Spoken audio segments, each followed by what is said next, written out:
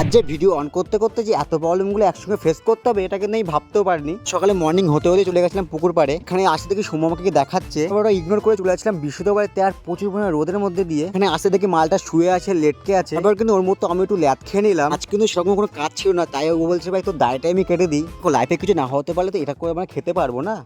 না না, এটা কিন্তু ভালোই কেটেছে, ঠিক আছে। আর আমাদের চ্যানেলে কিন্তু একটা বড় বড় আপলোড হয়ে গেছে, যা দেখুনি গিয়ে নিচে ক্লিক করে দেখে নিও। ফোন করতে করতে আমরা কিন্তু অ্যালোভেরাও মাখছিলাম মুখে। এটা কিন্তু আমি করতে চাইনি, আমাকে কিন্তু জোর করে করানো হচ্ছিল। তো সময় হতে হতে কিন্তু আমরা চলে যাচ্ছিলাম পুকুর পাড়ের দিকে, মানে পুকুরে স্নান করার জন্য। তারপর আর কি একটা স্কুটিতে গাদাগাদি করে কিন্তু আমরা চলে যাচ্ছিলাম। আর একজন যাচ্ছে সাইকেলে করে। আমার যদি সাবস্ক্রাইব করো না, এরপরে পুকুরে ডুব মেরে একটা ভিডিও করার ইচ্ছা আছে আমার। আন করে বাড়ি আসতে আসতে লম্বাটা ঘুম দিয়ে কিন্তু বিকেলে চলে যায় পুকুরের ওখানটায়। আর এখানে দেখছি রুনো না কি খেলছে, চলে গেছে বিকেলে একজনের বাড়িতে। আর নিয়ে তো ভাই ভিডিওতেই আসতে চাইছে না। আবার কিন্তু সন্ধ্যে হতে আমি খেলা দেখতে লেগে গেছিলাম। বিকেলে তো ভিডিওতে আসতে চাইছিলেন না, তার রাতে কিন্তু আমার চা খেতে চলে গেছিল।